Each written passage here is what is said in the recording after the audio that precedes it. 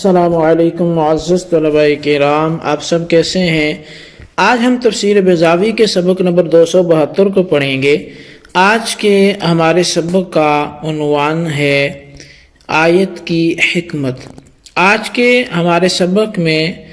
ان اللہ لا یستحیی ان یضرب مثلا ما بعوضۃ، یہ جو آیت کریمہ ہے اس پر ہمارا آج کلام ہونا ہے، اور اس پر جو خصوصیت کے ساتھ ہمارا کلام ہے وہ اس حوالے سے ہے کہ اللہ تبارک و تعالی کسی بھی ہلکی چیز کی مثال کو جب بیان فرماتا ہے تو بعض لوگ اس میں یہ سمجھتے ہیں کہ شاید یہ چونکہ ہلکی چیز کی مثال بیان کی ہے تو جو رب تبارک و تعالیٰ کی ذات ہے وہ تو ہلکی چیز کی مثال نہیں بیان فرما سکتا۔ تو اب جیسے پیچھے مشرکین اور منافقین کا ذکر ہوا تو اللہ تبارک و تعالی نے وہاں منافقین کے لیے دو مثالیں بیان فرمائی۔ ایک یہ کہ وہ جو آگ جلانے کے ساتھ تشبیہ دی گئی، مثلہ کمثل الذی استوقد نارا سے، اور دوسرا وہ کہ او کصیب من السماء فیہ ظلمات ورعد وبرق۔ تو یہ دو مثالیں جو منافقین کے بیان کی گئی تو یہ لوگوں کے عرف کے مطابق کی گئی، یعنی جس کو ذی شعور سن کر سمجھ سکتا ہے۔ تو اب اس پر کافروں کی جانب سے اعتراض کہ رب ہو کے ایسی چھوٹی چھوٹی مثالیں بھلا کیسے بیان کر سکتا ہے، تو اس طرح کے اعتراض کا جواب جو ہے وہ اس آیت میں دیا جا رہا ہے۔ تو اسی حوالے سے ہم نے کہا کہ یہ آج کے ہمارے آیت کی حکمت پر ہمارا سبق ہوگا۔ تو بہرحال ہم بلا تاخیر پہلے سبق کی عبارت پڑھ کے اس کا ترجمہ کریں گے اور پھر اس کے ساتھ ساتھ اس کی وضاحت جو ہے وہ بعد میں کریں گے۔ تو سب سے پہلے مصنف علیہ رحمہ آیت کریمہ کا آغاز کرتے ہیں، ان اللہ لا یستحیی ان یضرب مثلا ما بعوضۃ، بے شک اللہ تبارک و تعالی اس بات سے حیا نہیں فرماتا کہ وہ کسی بھی مچھر کی مثال کو بیان فرمائے۔ لما كانت الآیات السابقۃ متضمنۃ لانواع من التمثیل، کہتے ہیں کہ جب گزشتہ جو آیات ہیں وہ جب شامل ہیں تمثیل کی مختلف اقسام کو، تو عقب ذالک ببیان حسنہ وما هو الحق له والشرط فیہ، تو اللہ تبارک و تعالی اس تمثیل کے بیان کے بعد اس کے حسن کو، اس کی خوبصورتی کو لایا، اور جو اس تمثیل کے لیے لائق تھا اور جو اس میں شرط تھی اس کو اللہ تبارک و تعالی نے بیان کیا۔ وَهُوَ أَن يَكُونَ عَلَى وَفْقِ الْمُمَثَّلِ لَهُ مِنَ الْجِهَةِ الَّتِي تَعَلَّقَ بِهَا التَّمْثِيلُ فِي الْعَظْمِ وَالصِّغْرِ وَالْخِصَّةِ وَالشَّرْفِ دُونَ الْمُمَثِّلِ، اور وہ جو تمثیل کا حسن ہے یا اس کا حق ہے یا اس میں شرط ہے وہ یہ ہے کہ جو تمثیل ہے یہ مطابق ہو ممثل لہو کے، اس جہت سے کہ جس جہت سے تمثیل کا اس کے ساتھ تعلق ہے وہ عظیم ہونے میں ہو، چھوٹا ہونے میں ہو، گھٹیا ہونے میں ہو یا بزرگی میں ہو، نہ کہ یہ ساری مطابقت جو ہے وہ ممثل کی طرف ہے بلکہ یہ ممثل لہو کے مطابق ہو وہ تمثیل۔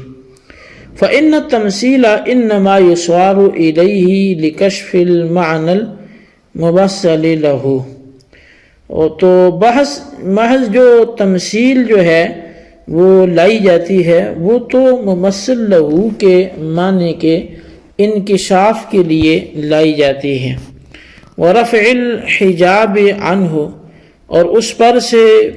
پردے کو اٹھانے کے لیے لائی جاتی ہے،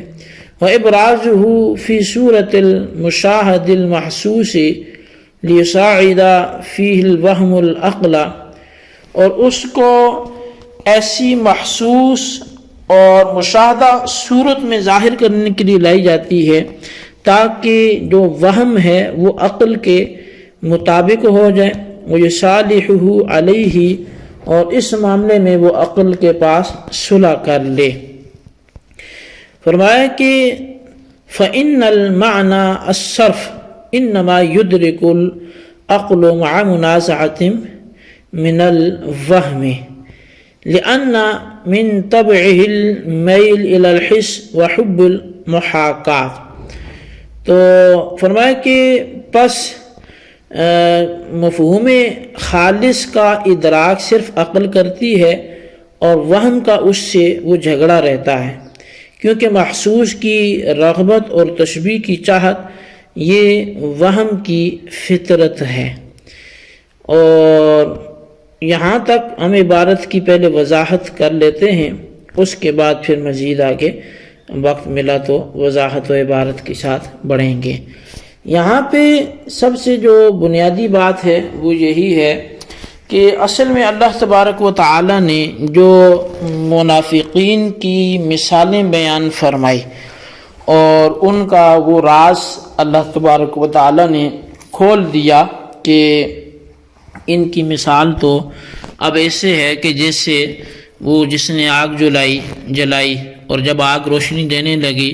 تو ذہب اللہ بنورہم، اللہ ان کے نور کو ہی لے گیا۔ اور دوسری جو مثال دی تھی کہ اوئی کصیب من السماء سے، کہ پھر وہ جس میں کڑک بھی ہو، بجلی بھی ہو، گرج بھی ہو، اندھیری رات ہو، اور پھر کلما اضواء لہم مشوا فیہ، اور یہ کیفیت جب ان کی بنے۔ تو اب یہ جو مثالیں دی گئی یہ ہمارے یعنی عوام میں یا جو عام بندے ہیں تو ان کی لسٹ میں یہ مثالیں جو ہیں وہ گنی جا سکتی ہیں۔ تو اب اللہ تبارک و تعالیٰ کی ذات چونکہ وہ رب العالمین ہے، وہ رسولوں کا بھی رب ہے، وہ ہر کم تر اور ہر اعلیٰ شے کا وہی خالق ہے اور وہی سب کا مالک ہے، تو لہٰذا جب وہ مثال بیان فرمائے تو اشیاء پھر اس کی شان کے مطابق ہونی چاہیے۔ جو ممثل لہو ہے وہ پھر اس کی یا جو تمثیل ہے یہ پھر ممثل کی شان کے مطابق ہونی چاہیے۔ تو جو مثالیں اللہ تعالیٰ نے بیان فرمائی ہیں یہ اللہ تعالیٰ کی شان نہیں لگ رہی، یہ تو ہر ایک بندہ مثال بیان کر سکتا ہے۔ تو یہ اس ٹائپ کا کچھ اعتراض بنا لیں یا کوئی ایک شبہ بنا لیں تو اس کا جواب اللہ تبارک و تعالیٰ ان اللہ لا یستحیی سے دے رہا ہے کہ اصل میں